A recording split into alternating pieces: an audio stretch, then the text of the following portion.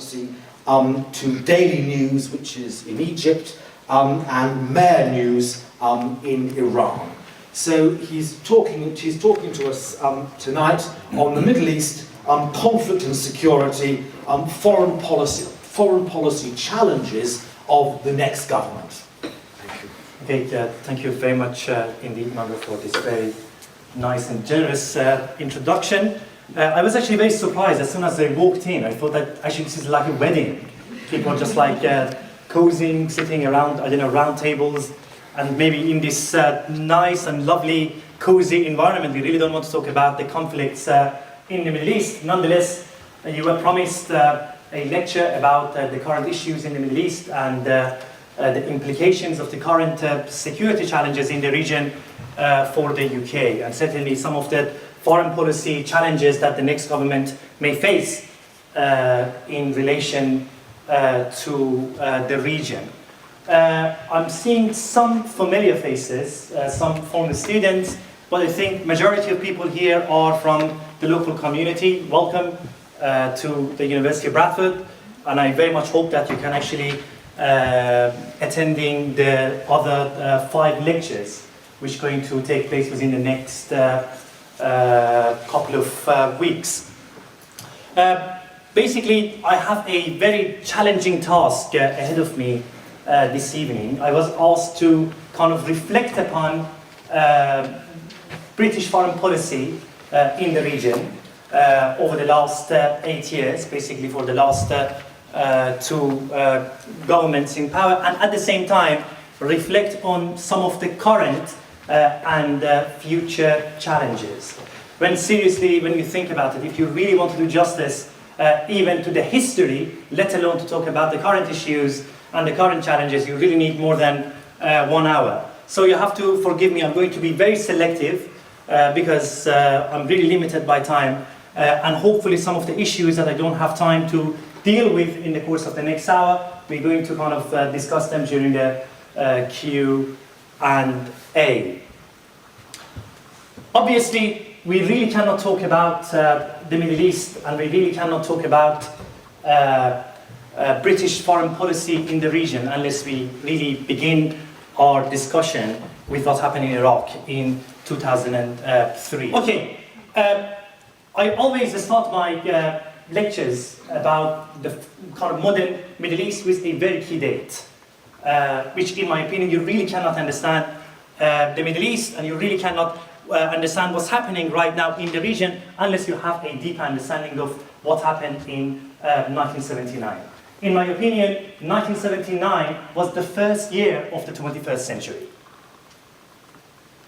1979 was the first year of the 21st century because most of the security challenges that we are facing today, most of the security impediments that we are facing today in the 21st century pretty much started and rooted from 1979. We really don't have a great deal of time to discuss what happened exactly in 1979, but before I move on to 2003 and the significance of 2003 for basically the security impediments of the 21st century, I really need to give you a very quick kind of exposure to 1979. 1979 is the first year of the 21st century because obviously the first major revolution, which was fully inspired by religion in the 20th century, happened in that year. The Iranian Revolution. The Iranian Revolution was really a paradigm shift for political Islam. The Iranian Revolution put Islam and political Islam on forefront of the regional politics. And until today, we can see the impact of either politicization of Islam or Islamization of politics in the region. And of course, more importantly, 1979 brought an end to the desires and the dreams of Arab nationalism. Arab nationalism promised to bring about social justice. Arab nationalism promised to finally bring an end to some of the injustices which were kind of imposed by the state of Israel in the Arab world. Basically, Arab nationalism promised to deliver social harmony. It promised to deliver political reform. It promised to deliver unity and strength and bring actually Arab dignity back to the Arab world. What Unfortunately, or fortunately, it depends on, I suppose, your political perspective or spectrum, Arab nationalism failed.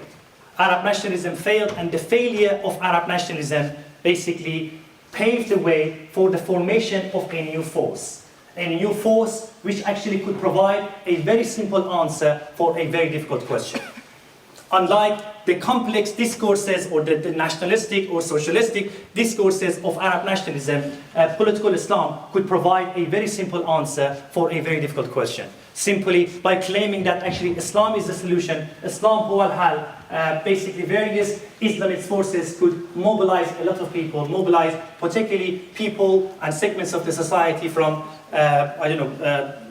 disfranchised segments of the population over a single issue. So basically in 1979, the president of Egypt, Anwar Sadat, recognizes the state of Israel, and that pretty much brings an end to the desires and the dreams of Arab nationalism. Last but not least, 1979 was the beginning of what today we recognize as transnational jihadism. The kind of issues, the kind of challenges that we are facing right now in Tunisia, I beg your pardon, because I was talking about Tunisia this afternoon, in Syria and in Iraq are obviously manifestation or continuation of what started in 1979. In 1979, as a lot of you may remember, Soviet Union invades Afghanistan. And actually Afghanistan creates a new battleground between the new emerging transnational jihadi forces and the Soviet Union.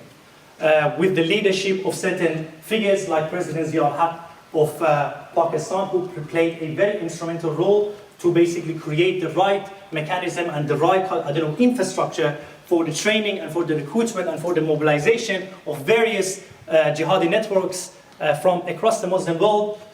Basically, Afghanistan and the Afghan war kind of formed the beginning of the phenomenon that today we understand as transnational jihadism, at least in its modern shape and form.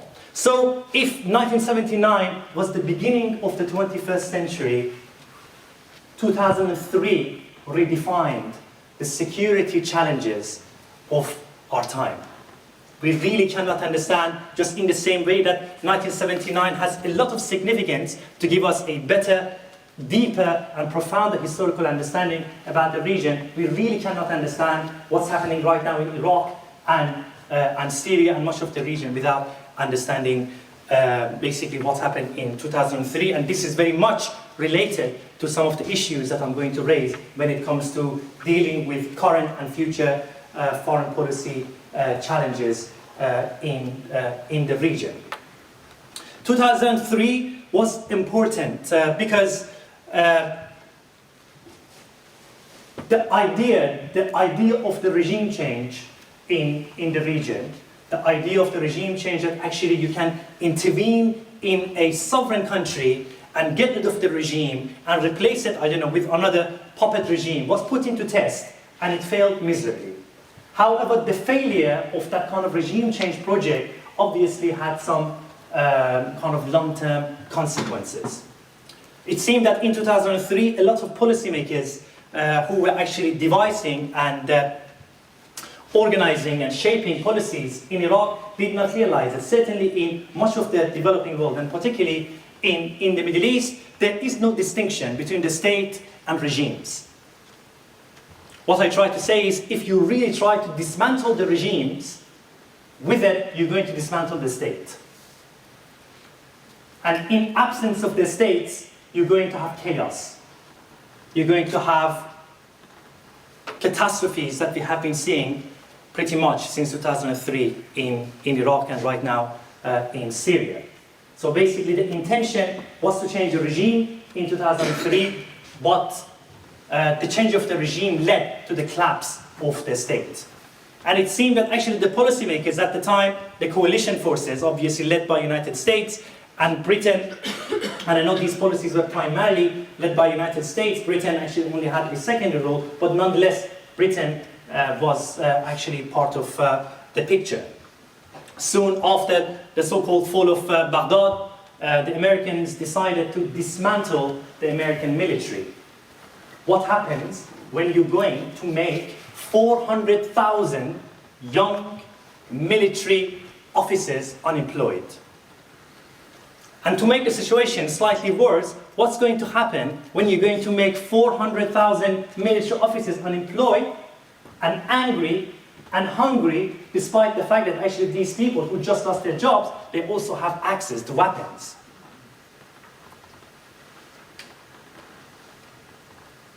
It doesn't require a political scientist to envisage what could happen in a situation like that. So all of a sudden, you have over 400,000 former military officers who have lost their jobs and they have access to weapons. And at the same time, because of the fact that they wanted to change the regime, the state infrastructure pretty much has been dismantled. The state bureaucracy has been dismantled, and the fact that they dismantled the Ba'ath Party, of course there is no sympathy for Ba'ath Party and what they have been doing, but nonetheless dissolving the party and dissolving the political infrastructure in the country created a perfect platform and perfect ground for the kind of chaos that we see. And then I take you to kind of the next episode and the next story, which, like the first one, is also about a fall of another Arab capital. The first episode was about the fall of Baghdad and the kind of consequences it had. The next kind of episode and the next point that I want to highlight is the fall of Tripoli. Just like before I move on to kind of the fall of Tripoli, 2003 was also very important because basically it created, the war in Iraq, it created a new platform for transnational jihadism. Because when you collapse the state, when basically you create a situation for the state infrastructure to be dissolved, you're going to pave the way for the formation and the emergence of sub-state actors.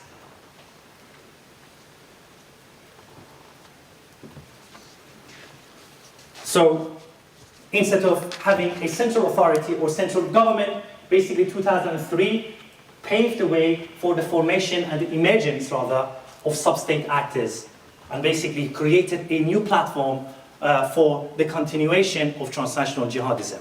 Basically, pretty much after 2003, most of the serious networks, in particular Al-Qaeda, who were pretty much active in Afghanistan before 2001, they found their way to Iraq. And basically Iraq, in absence of an effective state, in absence of an effective military, created and provided a perfect platform and perfect framework for flourishing of sub-state actors and transnational jihadi networks. So bear that in mind, put that in a frame, park it somewhere, and move on to the next episode, 2011. We all remember the euphoria of 2011. There was a sense of excitement in the air. A lot of people who were following the region, a lot of people who lived in the region, they felt that actually we live in history. Something significant is happening. Something certainly is happening which is far more significant than us. In 17th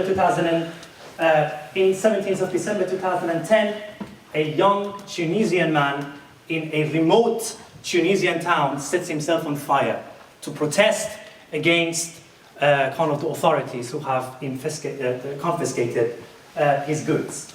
Usually, in the context of the Middle Eastern and North African politics, an event like this would be ignored. Nobody would talk about it after a few days. But what happened in December 2010, obviously, as we know, led to a paradigm shift, something that later on we started to call the Arab Spring or the Arab Uprising. Yes, it created a great sense of excitement. It created a great sense of euphoria. A lot of people genuinely believe that finally the idea of so-called Arab nationalism is going to be challenged. after all, the Middle East and North Africa were the least democratic regions in the world, in the international system. Year after year, according to every data was available, the Middle East was coming up as the least democratic region in the world. The Middle East was lagging behind even areas in the international system like African sub-Sahara. So in political science, some people came up with this notion, which I inherently disagree with because I think is inherently racist and essentialist, called Arab exceptionalism. There is something exceptional about the Arab world. There is something inherently incompatible in the Arab world, which doesn't kind of agree with democracy and democratization. So now, after many decades of authoritarianism, after many decades of dictatorship, after many decades of extreme violation of human rights, there was a new sense of change in the air of the region. So there was a great sense of excitement.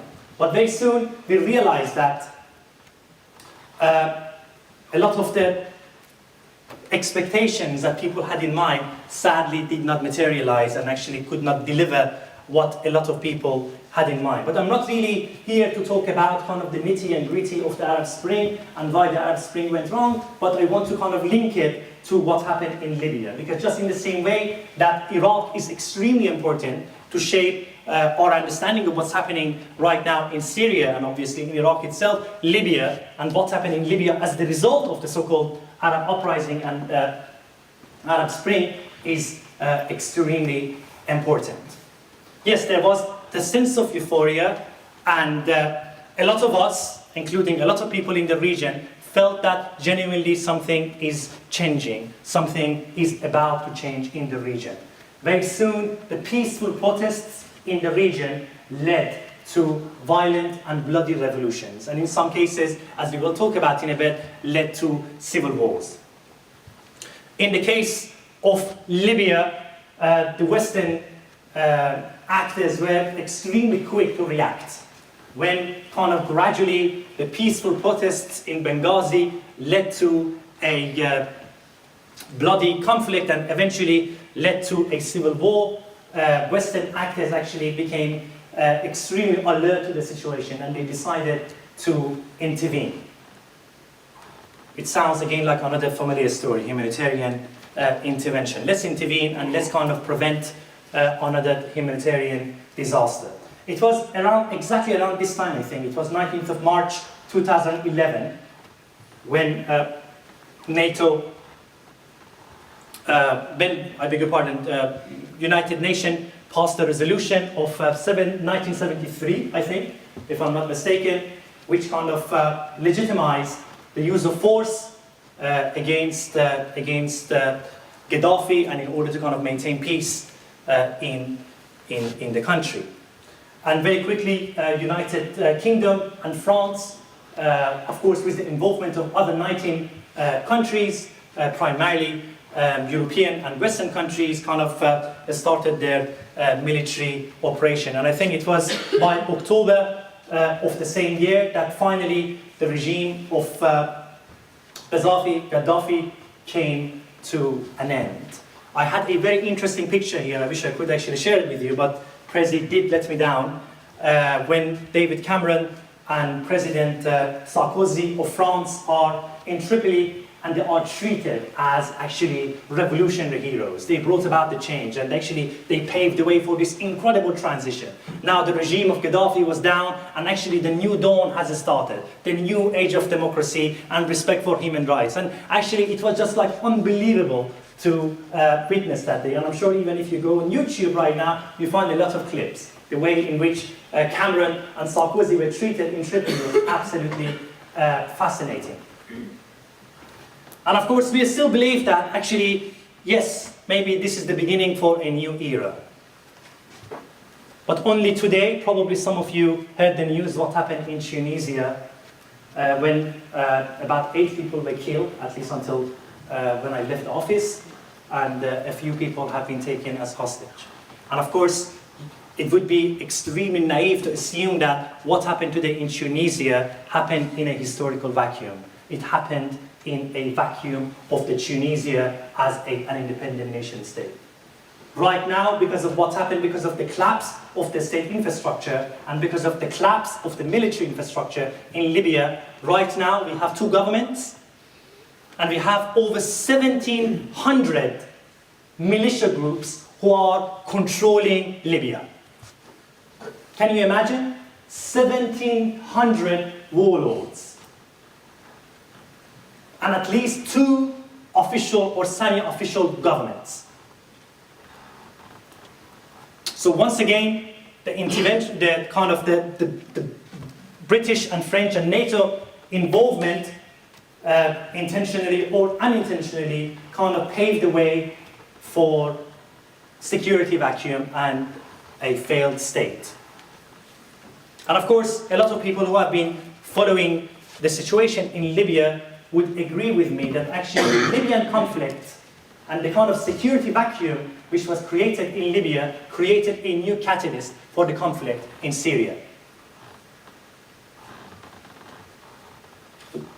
Basically, when the state failed and when the military structure failed, when the security mechanisms failed in Libya, there was an obvious spillover effect, not only in the Middle East, but actually a lot of countries in Africa and in particular North Africa as well. All of a sudden, there was no central authority to control the Libyan arsenal, and very quickly, a lot of weapons, a lot of Libyan weapons, found their ways in the international market. They actually went to Mali, they went to Algeria, they went to Nigeria, and more importantly, they found their way to Syria. And since 2011, we see basically the rise of new security impediments not very far from Europe. A lot of people don't talk about what's happening right now in Algeria. And what is happening right now in Algeria is at least partly connected to the idea of the failed state and to the realities of the failed state in Libya. A lot of people actually don't establish the connection between what's happening right now in Mali and the prevailing realities in Libya and in Libya or in Nigeria, and of course, more importantly, in Syria. So basically, so far I have highlighted two kind of episodes, two kind of signature British foreign policy in the region, basically the involvement in Iraq and the involvement in Libya. And it is interesting that in both cases, the intervention led to a similar consequences: failed state, security vacuum, and the rise and the emergence of sub-state actors.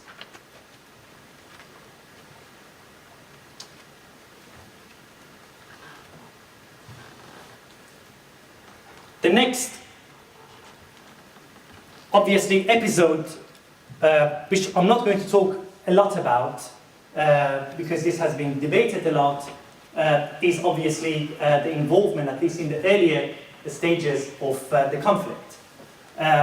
Of course, I believe that most people in this room agree that the regime of Bashar al-Assad was responsible for grave violation of human rights. Everybody agreed that actually this regime didn't have anything to do with democratic accountability. This regime didn't have anything to do with respect for human rights. Nonetheless, just in the same case as the Ba'athist regime in Iraq and the Gaddafi regime in Libya, at least the central state create a degree of stability in the country. And actually Syria was a very stable country, despite the fact that the regime was a nasty piece of work. I was in Syria in 2008, despite the fact that I really loved the country, but there was really a very unusual sense of security presence. And I was actually born and bred in the Middle East. I'm used to actually authoritarianism. I've seen different types and different forms and different shapes of authoritarianism, but what I witnessed in Syria was actually a different kettle of fish. But despite that, despite basically the climate of fear, despite the politics of fear which was prevailing in Damascus at the time, but actually the country was functioning. There was a sense of security, there was a sense of stability. Just in the same way that actually there was a sense of stability in Libya before the intervention, and there was a sense of stability in Iraq before 2003. And very quickly, actually, effectively, I think it was 24th of February 2011 when basically British government, despite the fact that actually I do have some respect for William Hague, I think he's a very good politician, but for a combination of reasons actually Britain, along so many other countries, they went down the wrong direction of effectively legitimizing a sub-state actor as a legitimate representative of the Syrian people. And that had some serious long-term consequences. By legitimizing a sub-state actor, by effectively ignoring the state infrastructure, because as I mentioned, in the Middle East, we really cannot differentiate between the regimes and the states. This is not like the Britain that, okay, we don't like the Tories, let's actually pave the way for the regime change. If you really change the regime, if you really get rid of the Tories, we're not going to see the end of the British establishment. But for a combination of reasons that in much of the developing world, as I mentioned, and particularly in the Middle East, the fates of the regimes are connected to the fates of the states. Either we like it or not. And by effectively undermining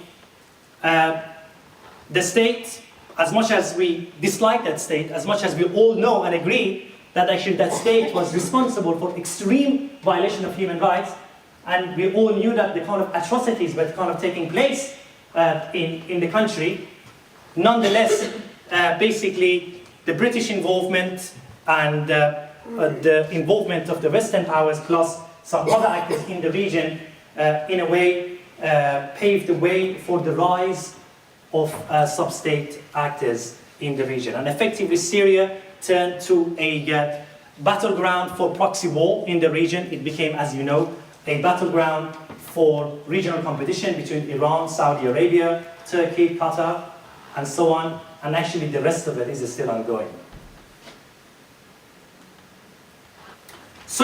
So far I have given you half an hour. I have given you a kind of little exposure to the historical context. And probably most of you were already familiar with the historical context. But now let's talk about the current challenges. And let's talk about the future challenges. I don't know personally who will be in power after this general election in May, although I have a preference, but given what's happening right now in British politics and the change of British political landscape, it is very difficult to predict for most of us. It is very interesting because, I mean, the process of basically organizing the launch conference for the Center for the Study of Political Islam, and we find it extremely difficult to invite any politician because we find it extremely difficult to decide who is going to be in power in the next 2 months. It's going to be a very interesting election, obviously. But regardless of who is going to be in power after May, there are certain challenges that obviously Britain and other Western powers are going to face within the next few years, and certainly within the next decade. ISIS obviously is a household name at the moment.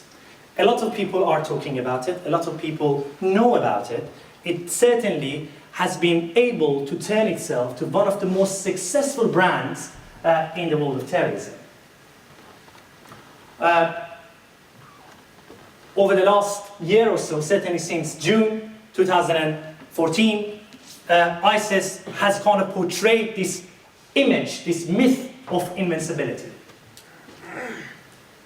At some point we felt that actually it is almost impossible to defeat this organization. It took them only the matter of days to take over the second largest city in Iraq, despite the fact that the American military and the American government, plus obviously United Kingdom, spend millions and millions and millions and millions of pounds or dollars to beef up Iraqi security mechanisms. Nonetheless, a few hundred militias managed to take over the city in June 2014. And basically, pretty much after June 2014, it seemed that they are almost impossible to stop. They were expanding with the speed of light. Very quickly, there was this kind of international coalition.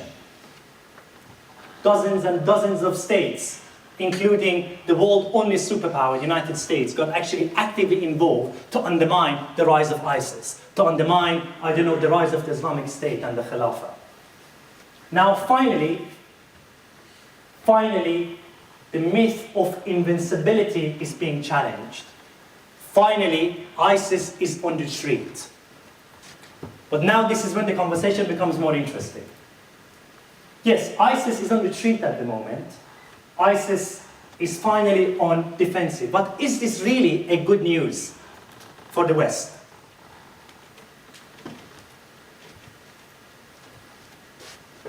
I'm not into conspiracy theories, by the way.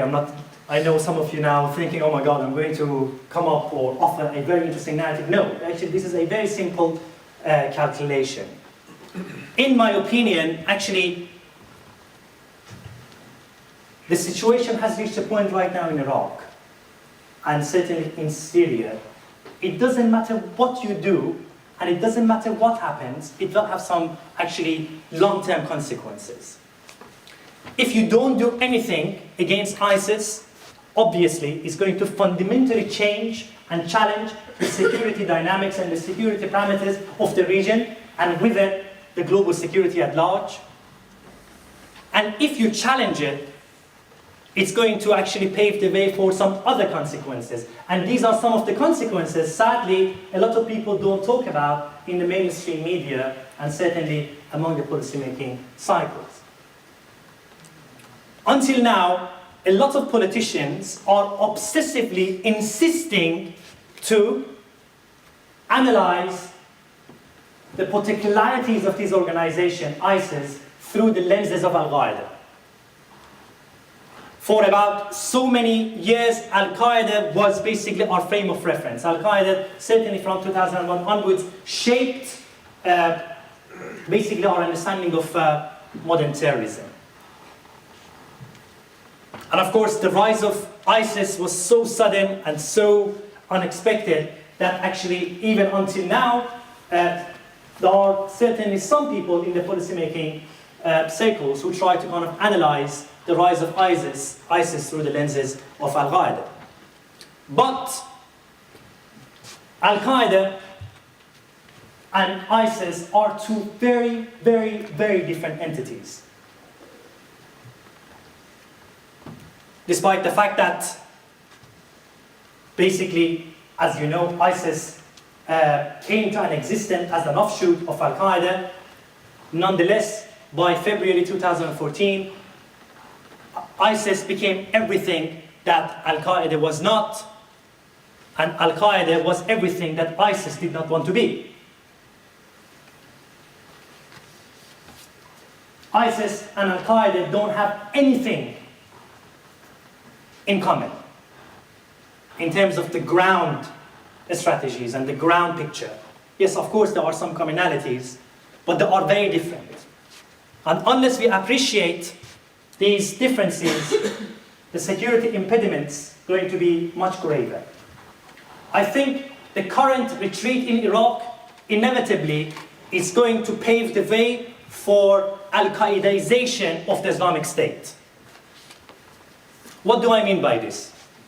Okay, let's kind of unpack this. Why Al-Qaeda and ISIS are different. If I really have to summarize it, first and foremost, the idea of basically both organizations, both entities, are profoundly defined by strong binaries of us versus them, good versus evil. So when it comes to basically these sharp binaries of us versus them, they have a lot in common. But the idea of the other and the idea of the enemy and the way in which the enemy is portrayed and perceived and conceptualized by ISIS is very different from the ways in which the idea of the enemy and the idea of the other is being perceived by, did I say ISIS first? Yes, Al-Qaeda. In brief, Al-Qaeda, pretty much from the beginning of its existence, it has been preoccupied with the West and the Western foreign policy. Al-Qaeda, by definition, is a clandestine organization. Al-Qaeda, by definition, is an underground organization. And the mystery around Al-Qaeda turned it to a very successful organization. It became successful because at some point, Al-Qaeda was what you made of it. Al-Qaeda could be manifested in any shape or any form. Al-Qaeda reached the point that actually here in Britain could actually change our laws and could actually change regulations and could kind of undermine some of the human rights laws which has been actually in making for many, many, many years. But nonetheless, it was very difficult to really identify and understand and to analyze what Al-Qaeda is. Al-Qaeda was omnipresent and yet it was invisible. It was everywhere and yet nowhere. So by definition, it was an underground organization.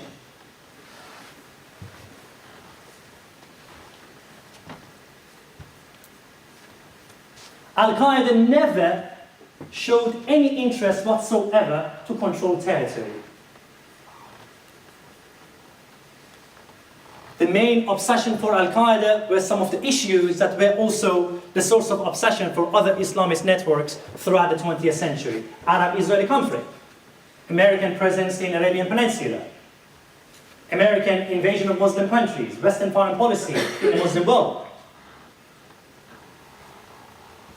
But ISIS is not interested in any of these issues as such. ISIS is different from Al-Qaeda because ISIS by definition is not an underground organization. ISIS raison d'etre, ISIS very existence is rationalized by controlling territory. If you take territory away from ISIS, you have taken a very important source of its identity. So ISIS, their business model is visibility. You can see them, you can measure them,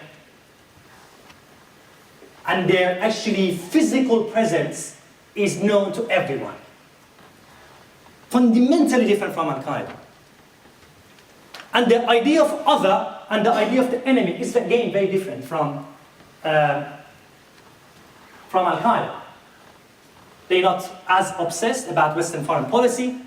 They're not as obsessed about Arab-Israeli conflict. For them, the idea of the other is within. The idea of the other is within. The corrupt Muslims who have deviated the path of the truth. This is the enemy. This is the other. And again, if you look at the ways in which they have been operating, certainly since 2014, this is what has defined ISIS. Again, fundamentally very different from Al-Qaeda. But now, there are a lot of people who are very excited. Finally, ISIS is being challenged. There is an operation taking place right now as we talk. Tikrit, one of the most symbolic cities in Iraq, is about to be taken by the Shia militias, by Iran, and by the Iraqi security forces. Is this a good news? It can be a good news, but it also can be a very, very bad news. It can be a very good news because finally, we challenging the idea of invincibility, ISIS's invincibility. It is a bad news because if we take the fundamental ingredients from ISIS, we're going to basically pave the way for the Al-Qaedaization of the Islamic State. We're going to push Islamic State to go invisible, to go underground, to be clandestine, just very much like the business model that we have seen with Al-Qaeda over the last 15 years. So far, the ISIS's threat to us has been nothing but symbolic, as at least people who live in this island. But if this Al-Qaedaization of ISIS takes place, which is taking place at this stage, we gradually beginning to see kind of the externalization of the animosity and basically the changing nature of the other, then We're going to deal with an organization which is going to adapt the same strategies as Al-Qaeda, but unlike Al-Qaeda, it is known to be the richest terrorist organization in history, and it is an organization which has over 30,000 foreign, well 50,000, but about 15,000 of them are foreign fighters with European, American, and Canadian and Australian passports. And a lot of resources that Al-Qaeda could not even imagine in its wildest dream. And what happened today in Tunisia is only an indication. Again, we're not 100% sure who was behind it yet.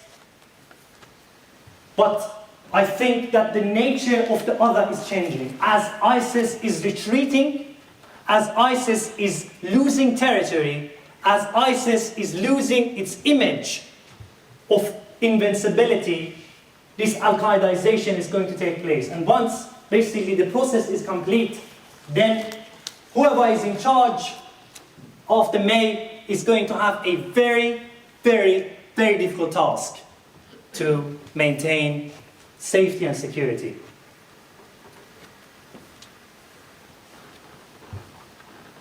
And this is something to be taken very seriously. So, yes, what's happening right now in Iraq is exciting, because actually we can sit in the comfort of our room, or I don't know, living room, and actually watch the retreat of ISIS. But it doesn't matter what you do right now, there will be consequences.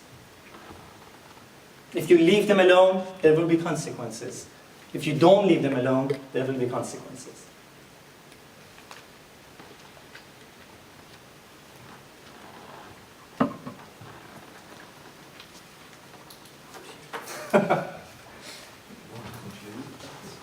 All right, okay.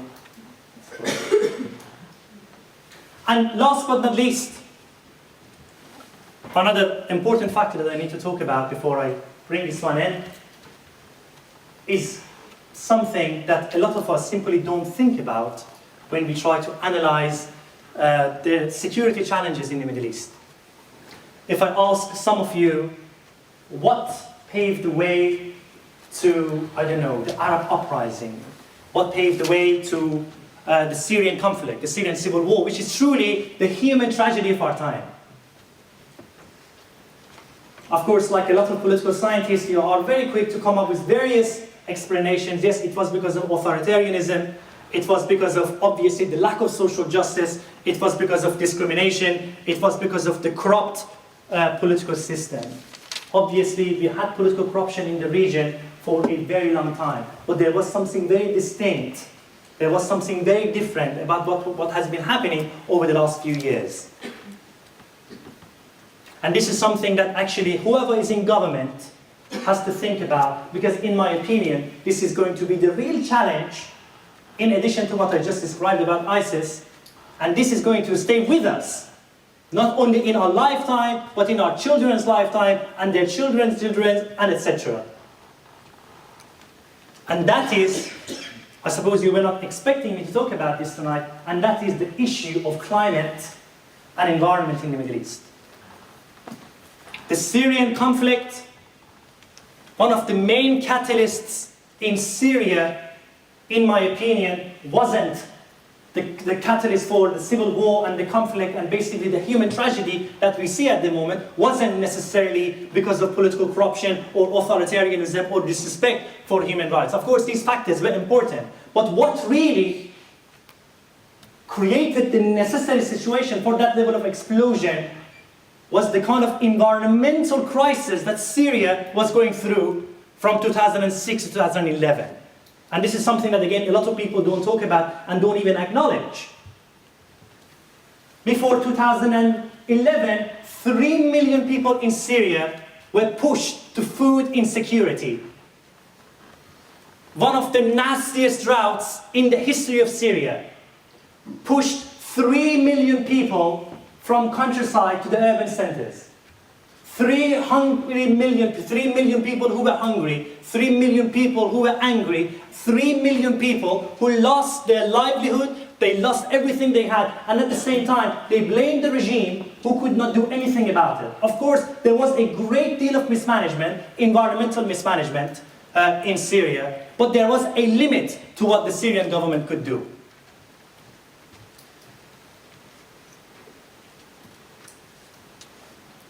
If you look at actually the map of the region, we see more or less the same environmental factor is affecting the region. There are some studies suggesting that within the next 40 years, Iran may not be even a livable country. The wars of the future have already started. The wars over oil is so 1990s. It is water. I remember when I was a student, I went to a very interesting lecture which was about hydropolitics, and that is not a very long time ago, a few years ago, and he said actually water will be a defining factor for the wars of the future. And actually I was naive enough to assume that perhaps I'm not going to see that. Perhaps this is something that I shouldn't be concerned about. I should keep focusing on oil. But actually the wars of the future that that chap was talking about has already started. And these environmental catastrophes that are taking place in the region, not only in the Middle East, but much of the developing world, will have some far-reaching and long-term consequences, not only for the developing world, not only for the Middle East, but also for us. And obviously that requires a collective vision and collective action, which obviously has to involve powerful nations and powerful countries like the country that we live in. I tried to improvise for the last 1 hour. Probably the lecture that I gave you is different from what I had in mind initially, but here we go. Anyway, thank you very much for listening. I'm going to kind of keep the floor open for Q&A, and thank you.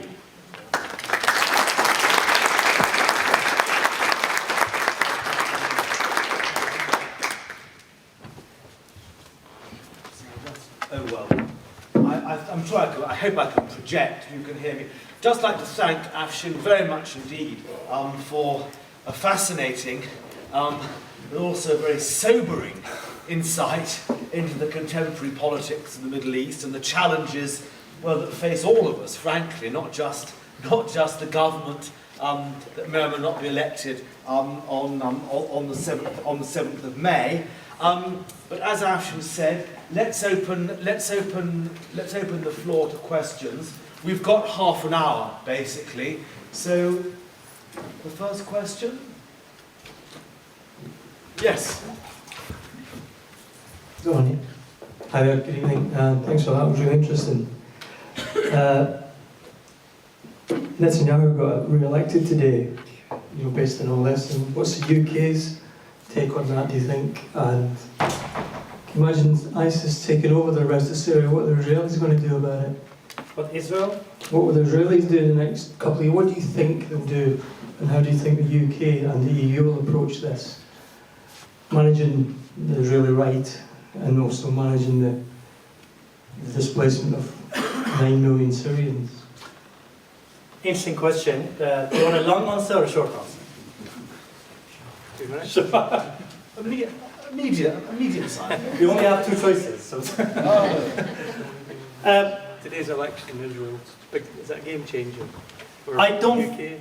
It is a game changer and it isn't at the same time. I think the left performed well.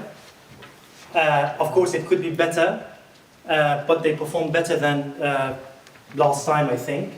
And obviously, that has to be acknowledged by the new government in power in Israel. But what you kind of raised the issue of ISIS in relation to Israel. I think both ISIS and I'm not really into Israeli politics that much, but I was kind of following the election a little bit.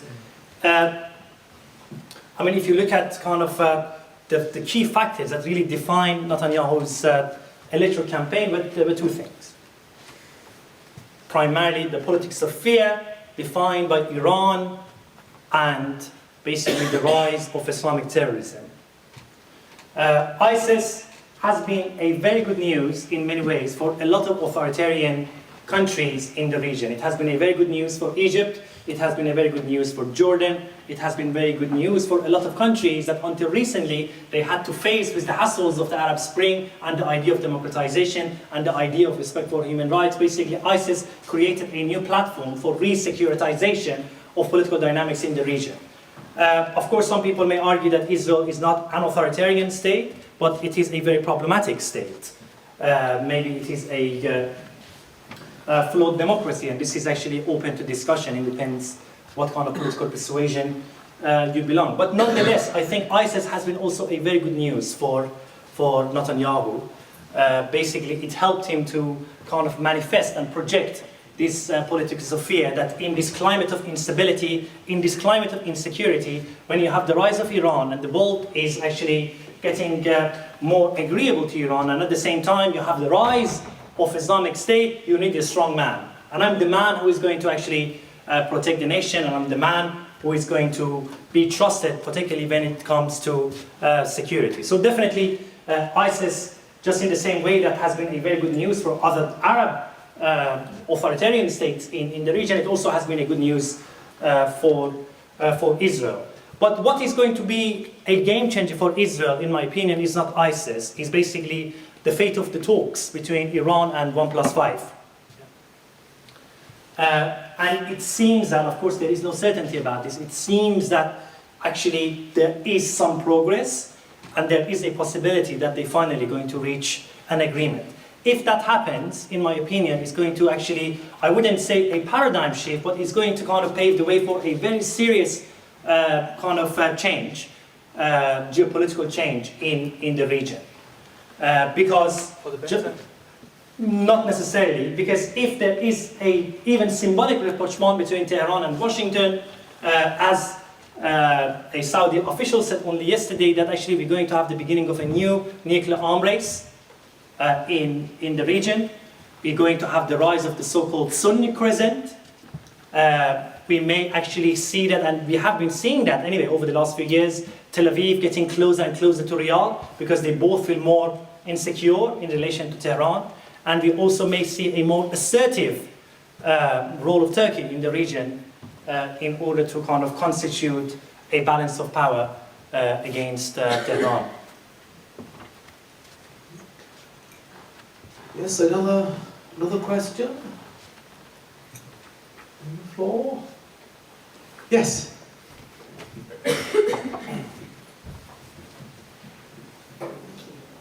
Thank you. That was fascinating. And this may seem quite a trivial question in a way, which is not meant to sort of represent the enormous issues that you've presented in your talk.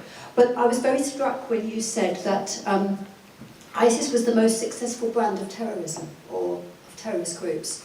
And I wondered to what extent you thought that social media played a part in that, because we're all so much more aware of what is happening around the world. Huge. I mean, this is why I use the term brand, because they use exactly the same techniques to create brand identity, to basically marketize themselves. They actually found the right marketing platforms to brand themselves. It's all about kind of complicated branding procedure, and this is exactly what they've been doing. They knew exactly very well, and they still know very well, how to use social media, how to use Twitter, how to use Facebook. And certainly when it comes to international recruitment, a great deal of their success has been related to the effective use of social media.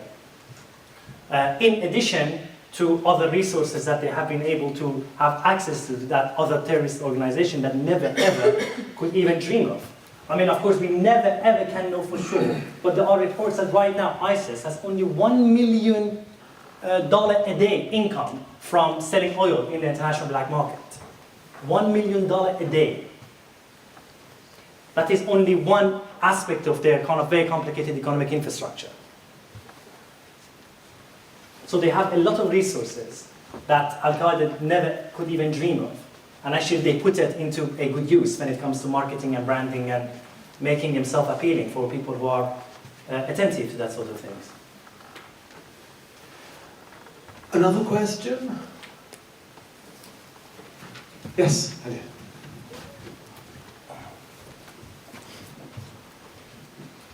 Hello, yeah, thank you for the lecture. It was really interesting. I just wanted to make a short statement and see if you sort of reaction to it. You mentioned that ISIS and Al-Qaeda are fundamentally different.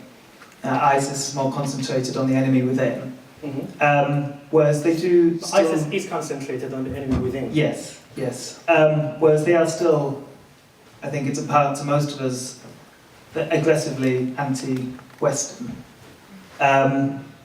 And in doing so, in conflicting with the West, they benefit from creating a collective identity of being very not Western, of being the defender of that not Western identity. And in regards to the UK government, I think the first thing it can do to stop feeding that conflict is by demanding, every time ISIS does something terrible, that Muslims in Britain apologise for it. Because it should seem self-evident, I think, to anybody who understands what most Muslims in Britain are like, that that isn't a representation of the religion. And I think that the UK government continues to support that policy of demanding for apologies, an immediate negative approach to understanding the religion, as opposed to incorporating it into a wider positive resistance to what IS. I start with the second point. I don't think anybody owes anybody any apology. Basically, what ISIS does is what ISIS does, and I don't think it has anything to do with anybody who lives in Bradford or Leeds or anywhere else in this country. And I think it would be foolish to kind of expect somebody apologizing on behalf of ISIS because they may share, and often they don't, share kind of any religious perspectives and so on. So this is something that I suppose a lot of people agree on. But the first point, yes, I mean, certainly since the coalition, so-called the coalition forces started to kind of target ISIS, we're beginning to see the change of discourse. We're beginning to see that, of course, we see more and more Western beheadings, which are obviously very symbolic, and gradually we see kind of more targeting of the Western tourists. Certainly what happened in Algeria only, I think, a couple of months ago. But nonetheless, there is still a very obvious distinction between Al-Qaeda and ISIS. I think what we see at the moment in terms of kind of dealing with American threat and Western threat is primarily reactive. And again, I've been sad enough to almost read anything that comes out of the at least official publications, both in English and sometimes in Arabic. And kind of the key kind of finding in their publications is that if you leave us alone, we leave you alone. If you basically respect and recognize the idea of the Islamic Khilafah, if you kind of leave the Islamic Khilafah alone, then it's fine. Of course, we see some contradictory kind of perspectives. On the one hand, kind of they have claimed that they want to have the world Khilafah and kind of take over Rome and actually take over the world.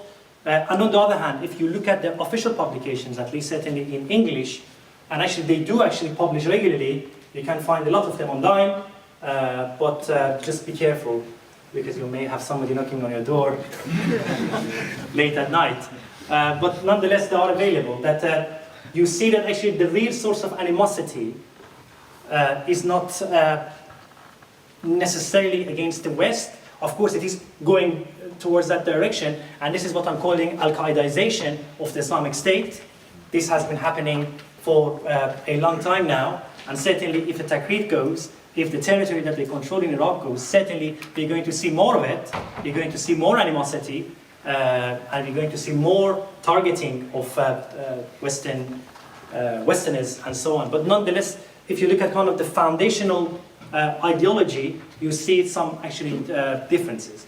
And again, let me kind of correct myself. Of course, they share some common grounds, but at the same time, it is very important. I think their differences are more important than their commonalities. And the reason that actually the West has been kind of very slow in dealing with ISIS, because a lot of policymakers did not actually appreciate the differences between Al-Qaeda and ISIS, and they try to insist to analyze the complexities of this organization through the lenses of Al-Qaeda.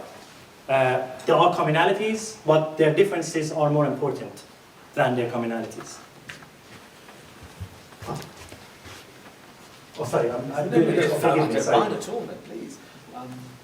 There's a question over there.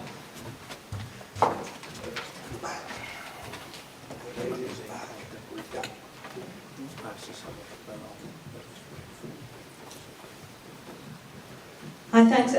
You mentioned the enemy within as being a key sort of defining feature of ISIS. What I want to know is how alive you think foreign policy is, because the foreign policy challenges of the next government. How alive is our foreign policy to this, and some of maybe the sectarian dynamics of that? Because I don't think you mentioned that this evening. And how important do you think that issue is, and how effectively is it being tackled, or is it in fact being stoked by foreign policy? The sectarian issue is very important, and in fact you are sitting next to the organizer of the Literature Festival, who just invited me to give a full lecture about sectarianism in the region and actually its consequences for us here as well in Britain. So this is a topic that I'm going to talk about in length in May, and you are right, this is a very important issue. And I think I dealt with kind of sectarian dynamics indirectly, because as I mentioned, as you mentioned yourself, that ISIS's idea of kind of the other is within. Kind of they regard that a lot of Muslims in the Muslim world have deviated from the true path, and that deviation has kind of corrupted the Ummah. And as long as they cannot actually put them back on the right of the truth, on the path of the truth, obviously the Islamic Ummah is going to be weak, and is going to be not strong enough to stand up against kind of the challenges of the modern world. Yes, the sectarian dynamics are very important, and as we know that what has been happening in Syria and what has been happening in Iraq has also had some kind of effect on Muslim communities in Europe and North America. We see kind of more kind of sectarian binaries even among Muslims who live in this very country. So definitely there has been some influences. But also there's a US foreign policy as well. Do you think there has been some sort of equating of the Shia people with Iran and Hezbollah? Oh yes, sorry, now I know what you wanted to. This is yes, okay. That's a very interesting point. Again, this is just like one of those issues that whatever you do, there will be a trouble. America knows that, and America knows it very well. That if Tahrir goes, obviously Tahrir never ever could be challenged unless the Shia militia, unless the Iranian Quds forces would get directly involved. Although they may be able to kind of enjoy a territorial gain, but the Shia involvement and the Iranian involvement in this conflict obviously is going to have some long-term consequences, and it's going to actually deepen the existing sectarian tensions in the region. And again, this is exactly the classic story of being left between the devil and the deep blue sea. Whatever you do, something goes wrong. And actually, despite the fact that the United States formed a coalition, but the coalition proved to be extremely ineffective over the last. Would be extremely naive. States formed a coalition, but the coalition proved to be extremely ineffective over the last. Would be extremely naive. States formed a coalition, but the coalition proved to be extremely ineffective over the last. Would be extremely naive. States formed a coalition, but the coalition proved to be extremely ineffective over the last. Would be extremely naive. States formed a coalition, but the coalition proved to be extremely ineffective over the last.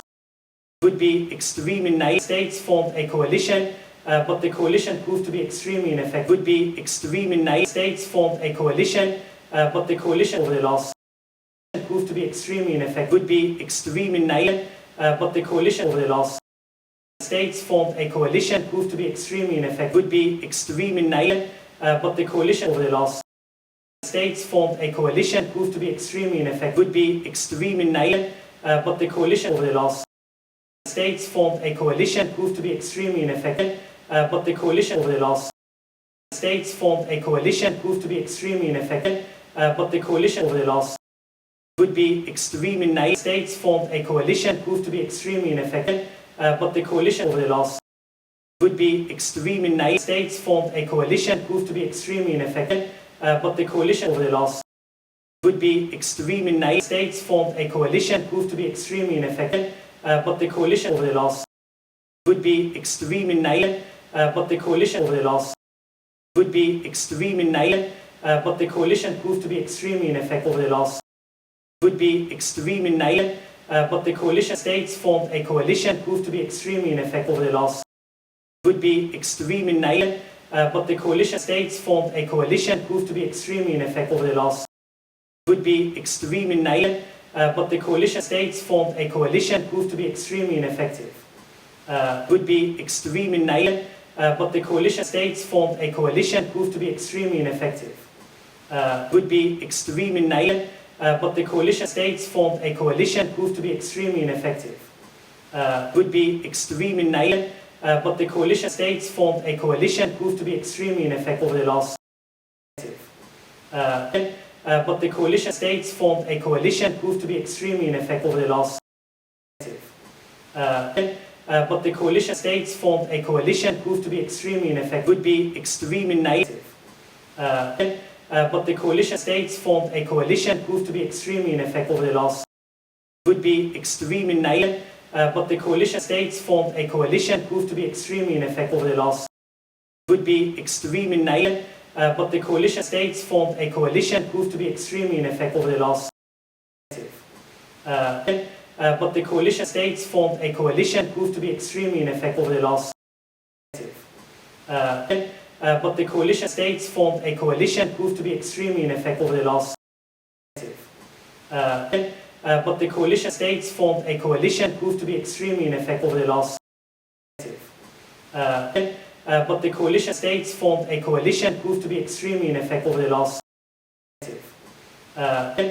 but the coalition states formed a coalition proved to be extremely ineffective over the last but the coalition states formed a coalition proved to be extremely ineffective over the last would be extreme in name. But the coalition states formed a coalition over the last proved to be extremely ineffective. But the coalition states formed a coalition would be extreme in name over the last but the coalition states formed a coalition would be extreme in name proved to be extremely ineffective. But the coalition states formed a coalition would be extreme in name proved to be extremely ineffective. But the coalition states formed a coalition would be extreme in name over the last but the coalition states formed a coalition would be extreme in name proved to be extremely ineffective. But the coalition states formed a coalition would be extreme in name proved to be extremely ineffective. But the coalition states formed a coalition would be extreme in name proved to be extremely ineffective. But the coalition states formed a coalition would be extreme in name proved to be extremely ineffective. But the coalition states formed a coalition would be extreme in name proved to be extremely ineffective. But the coalition states formed a coalition would be extreme in name proved to be extremely ineffective. But the coalition states formed a coalition would be extreme in name proved to be extremely ineffective. But the coalition states formed a coalition would be extreme in name proved to be extremely ineffective. But the coalition states formed a coalition would be extreme in name proved to be extremely ineffective. But the coalition states formed a coalition would be extreme in name proved to be extremely ineffective. But the coalition states formed a coalition would be extreme in name proved to be extremely ineffective. But the coalition states formed a coalition would be extreme in name proved to be extremely ineffective. But the coalition states formed a coalition would be extreme in name proved to be extremely ineffective. But the coalition states formed a coalition would be extremely naive, proved to be extremely ineffective, but the coalition states formed a coalition, would be extremely naive, proved to be extremely ineffective, but the coalition states formed a coalition, would be extremely naive, proved to be extremely ineffective, but the coalition states formed a coalition, would be extremely naive, proved to be extremely ineffective, but the coalition states formed a coalition, would be extremely naive, proved to be extremely ineffective, but the coalition states formed a coalition, would be extremely naive, proved to be extremely ineffective, but the coalition states formed a coalition, would be extremely naive, proved to be extremely ineffective, but the coalition states formed a coalition, would be extremely naive, proved to be extremely ineffective, but the coalition states formed a coalition, would be extremely naive, proved to be extremely ineffective, but the coalition states formed a coalition, would be extremely naive, proved to be extremely ineffective, but the coalition states formed a coalition, proved to be extremely ineffective, would be extremely naive, but the coalition states formed a coalition, proved to be extremely ineffective, would be extremely naive, but the coalition proved to be extremely ineffective, would be extremely naive, states formed a coalition, but the coalition proved to be extremely ineffective, would be extremely naive, states formed a coalition, but the coalition proved to be extremely ineffective over the last states formed a coalition, but the coalition proved to be extremely ineffective over the last states formed a coalition, but the coalition proved to be extremely ineffective over the last states formed a coalition, but the coalition proved to be extremely ineffective over the last states formed a coalition, but the coalition proved to be extremely ineffective over the last states formed a coalition, but the coalition proved to be extremely ineffective over the last states formed a coalition, but the coalition proved to be extremely ineffective over the last states formed a coalition, but the coalition proved to be extremely ineffective over the last states formed a coalition, but the coalition proved to be extremely ineffective over the last states formed a coalition, but the coalition proved to be extremely ineffective over the last states formed a coalition, but the coalition proved to be extremely ineffective over the last states formed a coalition, but the coalition proved to be extremely ineffective over the last states formed a coalition, but the coalition proved to be extremely ineffective over the last states formed a coalition, but the coalition proved to be extremely ineffective over the last states formed a coalition, but the coalition proved to be extremely ineffective over the last states formed a coalition, but the coalition proved to be extremely ineffective over the last states formed a coalition, but the coalition proved to be extremely ineffective over the last states formed a coalition, but the coalition proved to be extremely ineffective over the last states formed a coalition, but the coalition proved to be extremely ineffective over the last states formed a coalition, but the coalition proved to be extremely ineffective over the last states formed a coalition, but the coalition proved to be extremely ineffective over the last states formed a coalition, but the coalition proved to be extremely ineffective over the last states formed a coalition, but the coalition proved to be extremely ineffective over the last states formed a coalition, but the coalition proved to be extremely ineffective over the last but the coalition proved to be extremely ineffective over the last states formed a coalition, but the coalition proved to be extremely ineffective over the last states formed a coalition, but the coalition proved to be extremely ineffective over the last states formed a coalition, but the coalition proved to be extremely ineffective over the last states formed a coalition, but the coalition proved to be extremely ineffective over the last states formed a coalition, would be extremely naive, proved to be extremely ineffective over the last states formed a coalition, would be extremely naive, it proved to be extremely ineffective over the last. States formed a coalition would be extremely negative. It proved to be extremely ineffective over the last. States formed a coalition would be extremely negative. It proved to be extremely ineffective over the last. States formed a coalition would be extremely negative. It proved to be extremely ineffective over the last. States formed a coalition, but the coalition. It proved to be extremely ineffective over the last. States formed a coalition, but the coalition. It proved to be extremely ineffective over the last. States formed a coalition, but the coalition. It proved to be extremely ineffective over the last. States formed a coalition, but the coalition. It proved to be extremely ineffective over the last. States formed a coalition, but the coalition. It proved to be extremely ineffective over the last. States formed a coalition, but the coalition. It proved to be extremely ineffective over the last. States formed a coalition, but the coalition. It proved to be extremely ineffective over the last. States formed a coalition, but the coalition. It proved to be extremely ineffective over the last. States formed a coalition, but the coalition. It proved to be extremely ineffective over the last. States formed a coalition, but the coalition. It proved to be extremely ineffective over the last. States formed a coalition, but the coalition. It proved to be extremely ineffective over the last. States formed a coalition would be extremely negative. It proved to be extremely ineffective over the last. States formed a coalition would be extremely negative. It proved to be extremely ineffective over the last. States formed a coalition would be extremely negative. It proved to be extremely ineffective over the last. States formed a coalition would be extremely negative. Proved to be extremely ineffective over the last.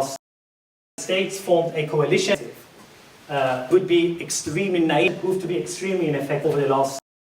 States formed a coalition would be extremely negative. Proved to be extremely ineffective over the last. States formed a coalition would be extremely negative. Proved to be extremely ineffective over the last. States formed a coalition would be extremely negative. Proved to be extremely ineffective over the last. States formed a coalition would be extremely negative. Proved to be extremely ineffective over the last. States formed a coalition would be extremely negative. Proved to be extremely ineffective over the last. States formed a coalition would be extremely negative. Proved to be extremely ineffective over the last.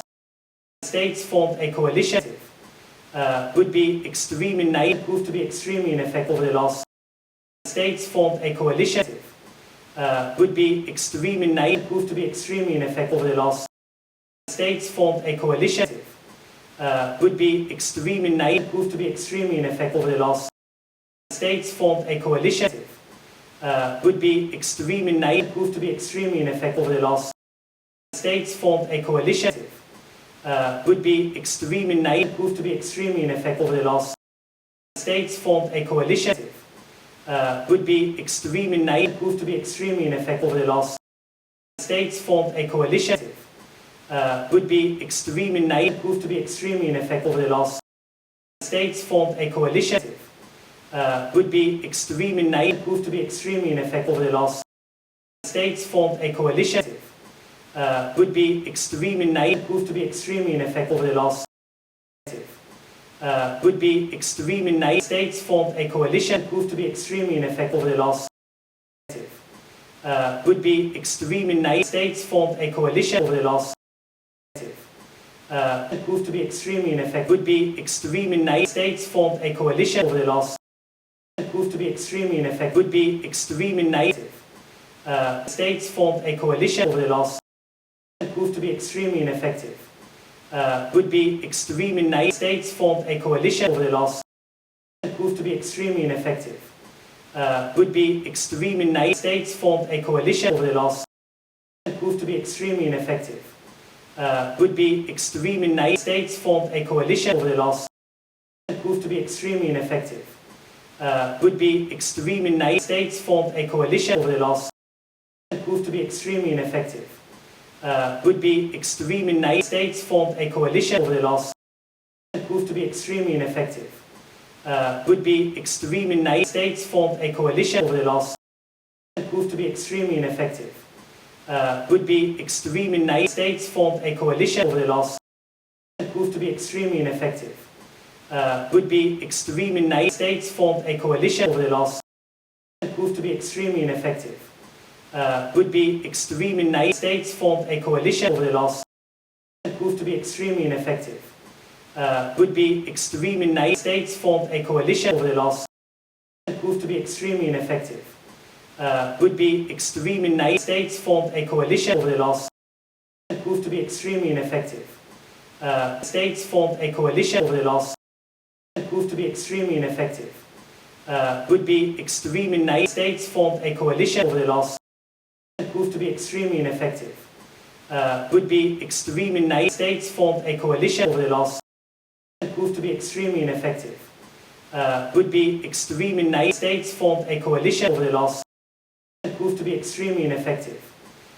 Would be extremely naive over the last proved to be extremely ineffective. Would be extremely naive over the last states formed a coalition proved to be extremely ineffective. Would be extremely naive over the last states formed a coalition proved to be extremely ineffective. Would be extremely naive over the last states formed a coalition proved to be extremely ineffective. Would be extremely naive over the last states formed a coalition proved to be extremely ineffective. Would be extremely naive over the last states formed a coalition proved to be extremely ineffective.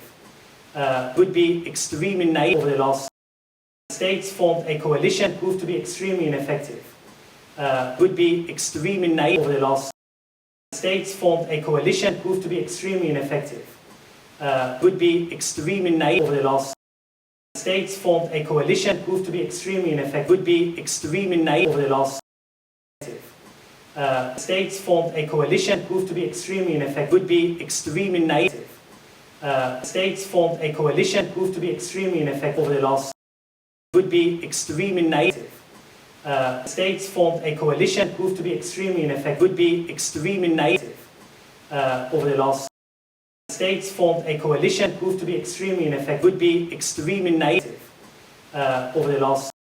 States formed a coalition proved to be extremely ineffective. Would be extremely naive. Over the last. Proved to be extremely ineffective. Would be extremely naive. States formed a coalition over the last. Proved to be extremely ineffective. Would be extremely naive. States formed a coalition. Proved to be extremely ineffective. Would be extremely naive. States formed a coalition. Proved to be extremely ineffective over the last. Would be extremely naive. States formed a coalition. Proved to be extremely ineffective over the last. Would be extremely naive. States formed a coalition. Proved to be extremely ineffective over the last. Would be extremely naive. States formed a coalition. Proved to be extremely ineffective over the last. Would be extremely naive. States formed a coalition. Proved to be extremely ineffective over the last. Would be extremely naive. States formed a coalition. Proved to be extremely ineffective over the last. Would be extremely naive. States formed a coalition.